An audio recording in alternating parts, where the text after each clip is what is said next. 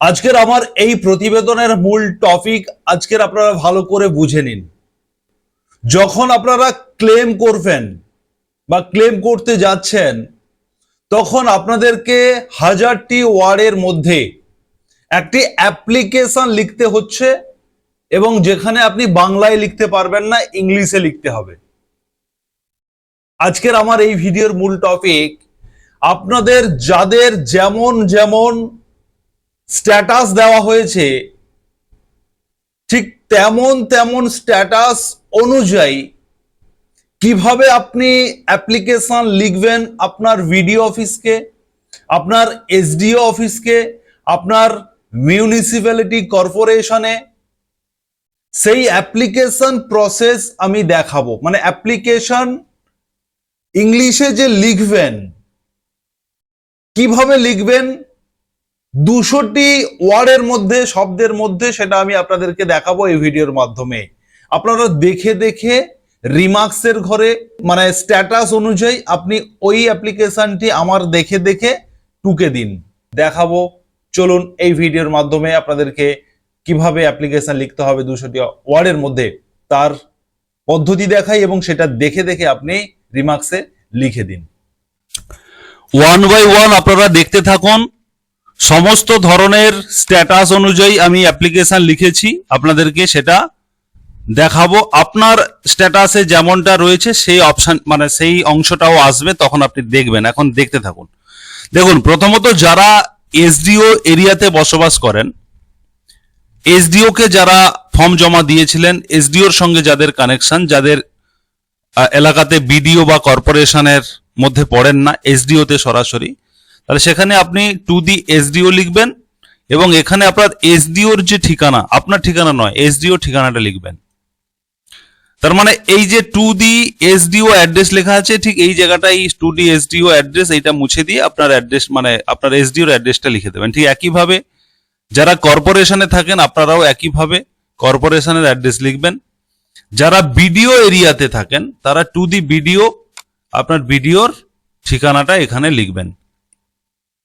ঠিক আছে, লেখার পরে এবারে দেখুন, এখানে যেটা সাবজেক্ট, সেই সাবজেক্টটা আমি লিখেছি কাদের ক্ষেত্রে, যাদের শুধুমাত্র ফর ফার্দার ভেরিফিকেশন এই স্ট্যাটাসটা দিয়েছে, তারা সাবজেক্টটা লিখবেন claims regarding Annapurna Yojana, current status is for further verification. Subject এটা লিখলেন। এবারে লিখবেন sir madam, I Dipika Das Maiti, এই নামটা লেখা হচ্ছে। এবার আপনি এখানে আপনার নামটা লিখবেন। কে লিখবেন? যিনি ক্লেম করছেন, মহিলা যিনি, তিনার নামটা লিখলেন। তিনার ওয়াইফ অফ কিংবা ফাদার্স অফ। যদি তিনি স্বামীর নাম লিখতে চান তাহলে ওয়াইফ অফ লিখবেন, যদি তিনি বাবার নাম লিখতে চান তাহলে ফাদার্স অফ লিখবেন। আমি দুটো অপশন দিয়ে রেখেছি, আপনাদের মতো করে চেঞ্জ করে নেবেন। এখানে নামটা লিখে দিলেন স্বামী অথবা বাবার নাম। মাই Annapurna Yojana application ID number, আপনার যে অন্নপূর্ণার আইডি নাম্বার রয়েছে সেই আইডি নাম্বারটা আপনি এখানে লিখবেন, আইডি নাম্বারটা লিখবেন।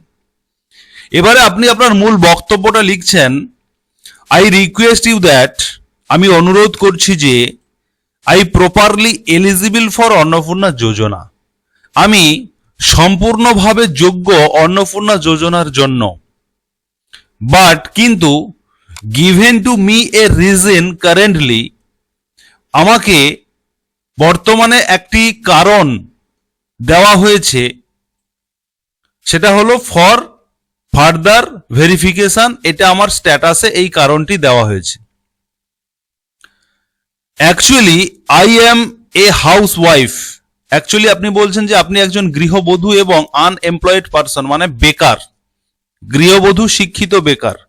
যারা শিক্ষিত নন, আপনারাও এটা লিখতে পারেন, কারণ আপনার শিক্ষা দীক্ষা আছে কিনা কেউ দেখবে না, সে কারণে এই লাইনটা পুরোটা লিখে নেবেন।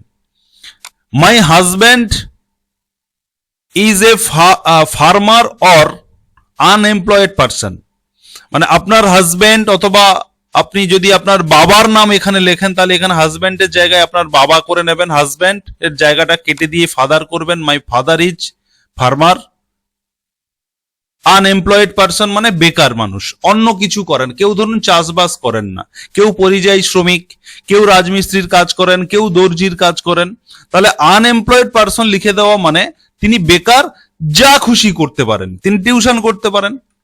অতএব এই কথাটা লেখা হচ্ছে। মাই ফ্যামিলি ইজ ভেরি পুয়ার, আমরা খুব গরিব মানুষ। We have 2 rooms in my house, আমাদের বাড়িতে 2টি রুম আছে। কারোর যদি একটি রুম থাকে তাহলে 2 কেটে 1 করবেন।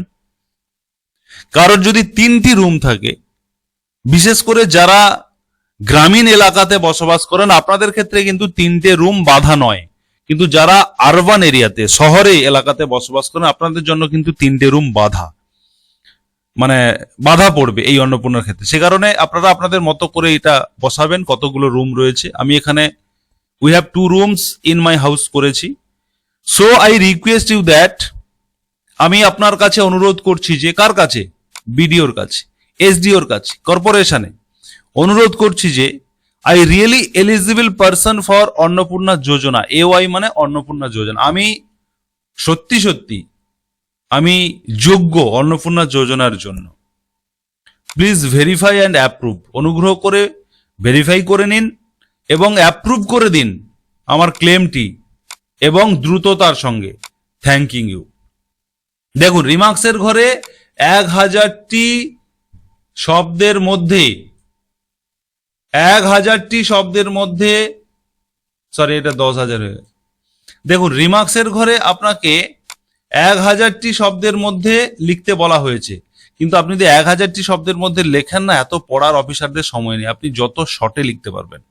এই জন্য আমি এই যে প্রসেসটা দেখালাম, এই প্রসেস সব থেকে শর্টকাট প্রসেস, সব থেকে শর্টকাট প্রসেস। এইভাবে আপনি লিখবেন। তাহলে এটা গেল শুধুমাত্র ফর ফার্দার ভেরিফিকেশন যাদের, তাদের জন্য এই অ্যাপ্লিকেশন। এবারে আসছি একইভাবে আপনি এসডিও কে অ্যাড্রেস করছেন, মিউনিসিপ্যালিটি কর্পোরেশনে করছেন, বিডিও কে করছেন। সাবজেক্টে চলে আসছি, claim regarding Annapurna Yojana, current status is for further verification with more than 3 rooms in urban area. যাদের এই স্ট্যাটাসটা দেওয়া হয়েছে যে for further verification more than 3 rooms in urban area, এটা ইন হবে, ইন আরবান এরিয়া।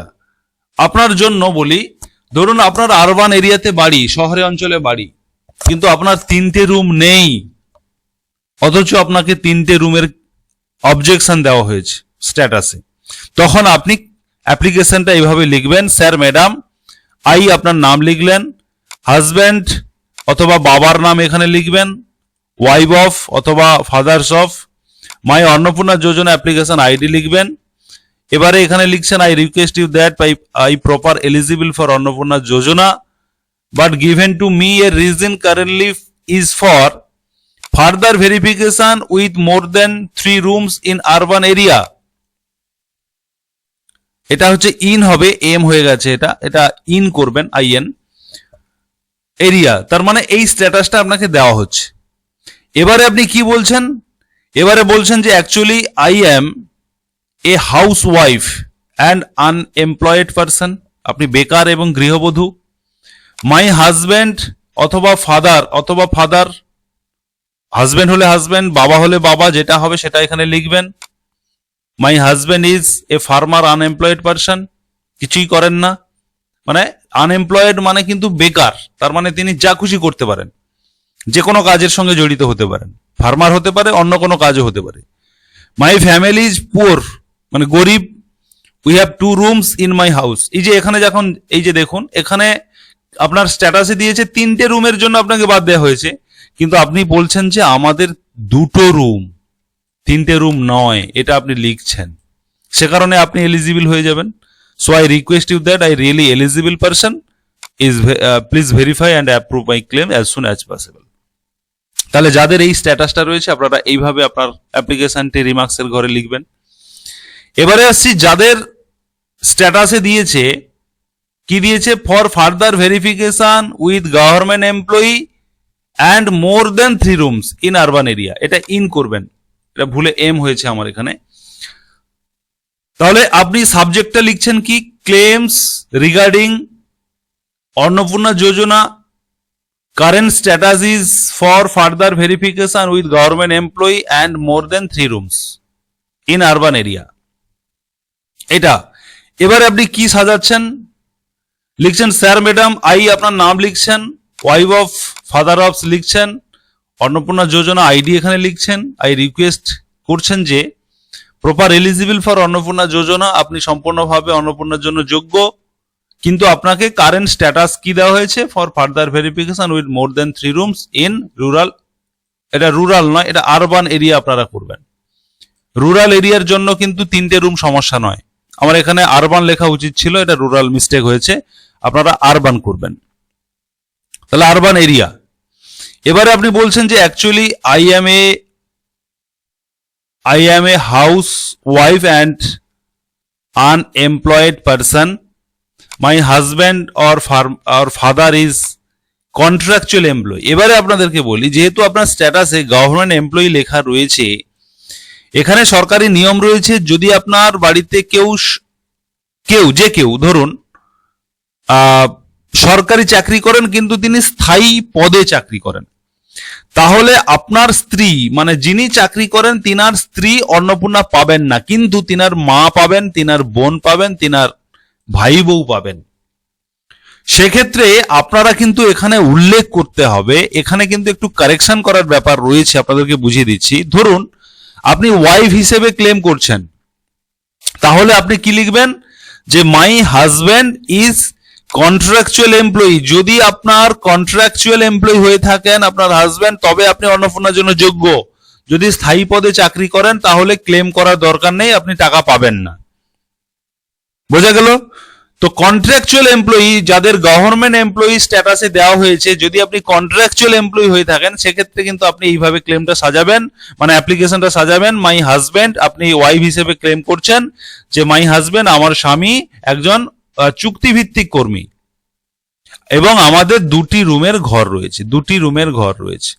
এটা আপনি হয়তো দিতে পারেন, নাও পারেন, এটা অপশনাল বা অপশনাল নয়, যেহেতু স্ট্যাটাসে আপনার 3 রুমস বলে দেওয়া হয়েছে, সে কারণে কিন্তু আপনাকে এখানে দিতে হবে যে we have 2 rooms in my house, আমার বাড়িতে 2টো রুম রয়েছে এবং কন্ট্রাকচুয়াল কর্মী, সেক্ষেত্রে আপনি এলিজিবল হয়ে যাবেন। যদি ধরুন আপনার মা, ধরুন একজন এমপ্লয়ি রয়েছেন, ছেলে গভর্নমেন্ট এমপ্লয়ি স্থায়ী পদে চাকরি করেন, ধরুন বিএসএফ বা স্কুল টিচার বা পঞ্চায়েতের কর্মী, স্থায়ী কর্মী, তিনার মা অ্যাপ্লিকেশনটি লিখছেন, তাহলে তিনার মার নাম হবে, মায়ের স্বামীর নাম হবে, যা যেমন আছে তেমন হবে। শুধু এইখানে চেঞ্জ হবে কি, যে এই যে মাই হাজব্যান্ড আছে এখানে মাই সন হবে। My son is a government employee, কন্ট্রাকচুয়ালটা উঠে যাবে, my son is a government employee but I housewife, এখানে বলা হয়েছে I am a housewife and a unemployed person, বলে তিনি নিজেকে জানিয়েছেন নিজে হাউসওয়াইফ এবং আনএমপ্লয়েড বেকার, কিন্তু তিনার পুত্র গভর্নমেন্ট চাকরি করেন, সেক্ষেত্রে তিনার মা এলিজিবল হবেন, মা টাকা পাবেন। বুঝতে পেরেছি? যদি বোন ক্লেম করে থাকেন, ভাই চাকরি করেন, বোন ক্লেম করছেন, তাহলে এখানে my brother is government employee, এই কথাটা লিখে দেওয়া মানে সরকার বুঝে যাচ্ছে, বা বিডিও এসডিও যেখানে আপনি ক্লেম করছেন তিনারা বুঝে যাচ্ছেন যে যিনি ক্লেম করছেন তিনার ভাই চাকরি করেন, তিনার স্ত্রী নন, মানে বোন হিসেবে ক্লেম করছেন, তার মানে আপনি যোগ্য। এই জায়গাগুলো আপনাদেরকে কিন্তু একটু কারেকশন করতে হবে।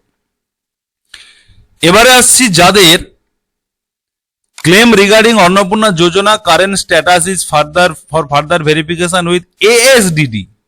এএসডিডি নামে যাদের এসছে, মানে যাদের এসআইআর এ নাম বাদ গেছে, অনেকের এসছে দেখলাম, এই যে এসআইআর এ নাম বাদ যায়নি, তিনি ভোট দিয়েছেন, ভোটার স্লিপ রয়েছে তিনার, অথচ তিনাকে এএসডিডি দেওয়া হয়েছে।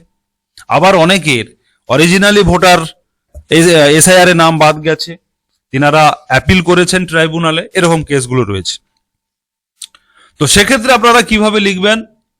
প্রথমে বলি অরিজিনাল এএসডিডি, যারা অরিজিনাল এএসডিডি মানে এসআইআর এর নাম বাদ গেছে যাদের, তারা কি করবেন, তারপরে আমি পরের অংশে আসছি।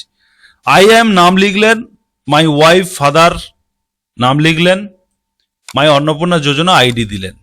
আই রিকোয়েস্ট ইউ যেমন আছে তেমন লিখলেন, ফর ফার্দার ভেরিফিকেশন উইথ এএসডিডি, এই ক্লেমটা আপনাকে দেওয়া হয়েছে, মানে এই অবজেকশন আপনার নামে করা হয়েছে।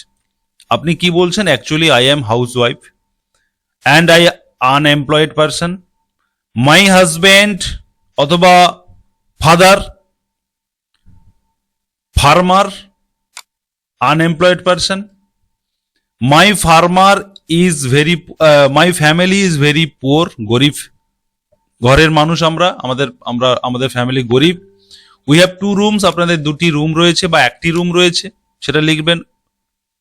এবারে কি লিখছেন, ধরুন আপনার সত্যিকারের এসআইআর এর নাম বাদ গেছে, আপনি ট্রাইব্যুনালে অ্যাপিল করেছেন। এখানে ঠিক এই জায়গাটাতে এসআইআর ট্রাইব্যুনাল অ্যাপিল নাম্বারটা, আপনার যে আবেদন করেছেন সেই অ্যাপিল নাম্বারটা আপনি এখানে লিখুন এবং লিখুন আই রিয়েল ভোটার, মানে আমি প্রকৃত ভোটার আন্ডার, আমি লিখেছি সাগর লেজিসলেটিভ অ্যাসেম্বলি। আপনারা আপনাদের লেজিসলেটিভ অ্যাসেম্বলির নাম লিখবেন, মানে বিধানসভার নাম লিখবেন আপনারা। লেজিসলেটিভ অ্যাসেম্বলি মানে হচ্ছে বিধানসভা। আমি এখানে সাগর বিধানসভা লিখেছি, আপনাদের ক্ষেত্রে কাকদ্বীপ বিধানসভা হতে পারে, সোনারপুর বিধানসভা হতে পারে, মানে যেটা আপনার বিধানসভা রয়েছে সেটা আপনি লিখলেন যে আমি এই বিধানসভার প্রকৃত ভোটার। আপনার বুথ নাম্বারটাও লিখে দিলেন এখানে, বুথ নাম্বার। এবার আপনি কি করবেন, so I request you that I really eligible person for Annapurna Yojana, please verify and approve my claim as soon as possible. এবারে কি করবেন, এটা যখন আপনি ক্লেমটা লিখছেন, এবারে যখন আপনি ডকুমেন্ট অ্যাটাচ করবেন, ডকুমেন্ট অ্যাটাচ করতে হচ্ছে আপনার ক্লেম অনুযায়ী, আপনার সাবজেক্ট অনুযায়ী। এই সাবজেক্টটা যেমন, মানে আপনাকে যেমনটা স্ট্যাটাস দেওয়া হয়েছে সেই স্ট্যাটাস অনুযায়ী আপনাকে ডকুমেন্ট দিতে হবে। যেহেতু আপনাকে এএসডিডি দেওয়া হয়েছে, সেক্ষেত্রে আপনি যে অ্যাপিল করেছেন সেই অ্যাপিল করার ডকুমেন্টটি আপনি ওইখানে আপলোড করবেন। সঙ্গে যদি আধার ভোটার কার্ড আপলোড করতে পারেন করবেন। দেখুন মোট 200 কেবির মধ্যে কথাটা বলা হয়েছে, 200 কেবির মধ্যে আপলোড করতে হবে। সেই কারণে আধার ভোটার কার্ডটা আপনার অ্যাকচুয়ালি যখন আপনি প্রথম অন্নপূর্ণা যোজনা আবেদন করেছিলেন তখন ওই পোর্টালে আপনার আধার ভোটারটা অলরেডি আছে, আপলোড হয়ে আছে। শুধু আপনি এএসডিডির জন্য আপনি ট্রাইব্যুনালে আবেদন করেছেন, এটা শুধুমাত্র দিলে হবে। যদি মনে করেন এর সঙ্গে ভোটার কার্ডটা জুড়বেন, জুড়ে দিতে পারেন, অসুবিধে নেই। এবারে আসছি যাদের এএসডিডি ভোটার দিয়েছে স্ট্যাটাসে, কিন্তু তিনি ভোট দিয়েছেন, তিনার কাছে ভোটার স্লিপ রয়েছে, সেক্ষেত্রে কি হবে, পুরো কথাটা আপনি লিখে লিখে এলেন, ঠিক এই জায়গাটাতে আপনার চেঞ্জ হবে। কোন জায়গাটাতে, এইখানে আপনি বলছেন যে actually I am housewife, I am unemployed person, my husband বা father is farmer unemployed person, my family is very poor, we have 2 rooms in my house. এইখানে আপনি লিখবেন যে আমি 2026 সালে লেজিসলেটিভ অ্যাসেম্বলি ইলেকশনে ভোট দিয়েছি, আমার ভোটার স্লিপটি আমি অ্যাটাচ করলাম। মানে আপনি যে ভোট দিয়েছেন অরিজিনাল ভোটার, সেটা আপনি এখানে ইংলিশে লিখবেন। কি লিখবেন, এই এসআইআর ট্রাইব্যুনালের এই অংশটা কেটে দেবেন, এই লাইনটা পুরোটা কাটা যাবে, কেটে আপনি লিখবেন যে I already give a vote, আমি অলরেডি একটি ভোট দিয়েছি 2026 অ্যাসেম্বলি ইলেকশনে, অ্যাসেম্বলি ইলেকশন 2026-এ I already a vote, give a vote, assembly election 2026, booth number এত বা পোলিং স্টেশন নাম্বারটা এত, পোলিং স্টেশন নেম এত, অমুক, এটা আপনি লিখে দেবেন। তার মানে তিনারা বুঝে যাচ্ছেন যে ইনি তো ভোট দিয়েছেন, ভোটার স্লিপ আছে, ন্যায্য উনি প্রকৃত ভোটার, অথচ এসডিডি দেওয়া হয়েছে, ভুল দেওয়া হয়েছে, তার মানে আপনি এলিজিবল হয়ে যাবেন। অ্যাটাচ কি করবেন, আপনার ভোটার স্লিপ এবং ভোটার কার্ডটাকে অ্যাটাচ করবেন। ভোটার স্লিপ এবং ভোটার কার্ডটাকে আপনি আপলোড করবেন সাবমিট করার সময়।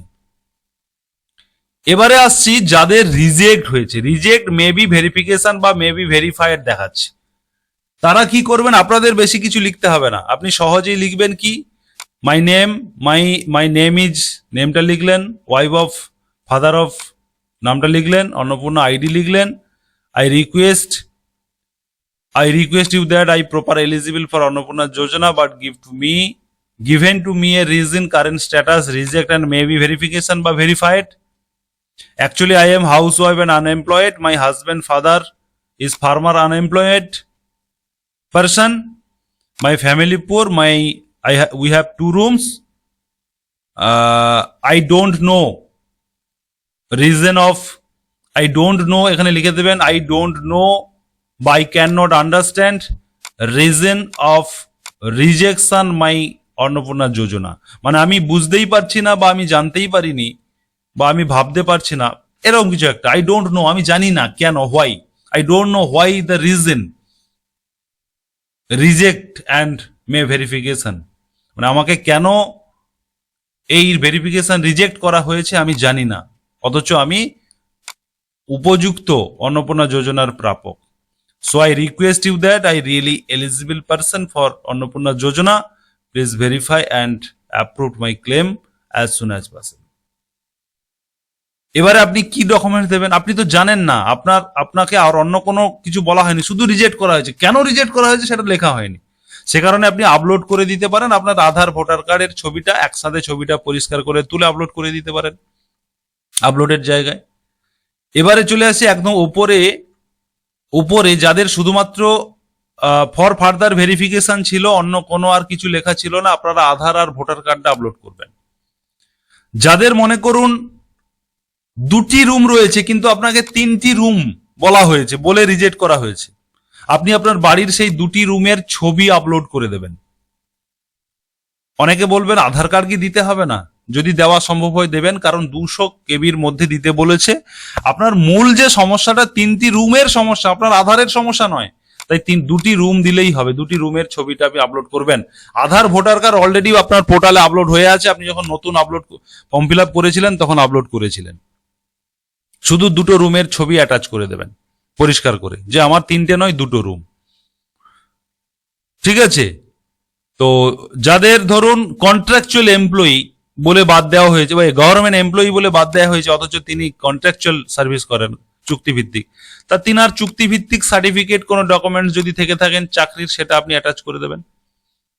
আর সঙ্গে 2টো রুমের ছবি একসাথে পিডিএফ করে 200 কেবির মধ্যে অ্যাটাচ করবেন। এইভাবে আপনারা ক্লেম রিমার্কসের ঘরে এবং কি আপলোড করবেন তার সম্পূর্ণ প্রসেস, যারা এখনো করেননি এভাবে করুন, বা যারা করে ফেলেছেন এইভাবে করেছেন কিনা একটু ভেবে নিন।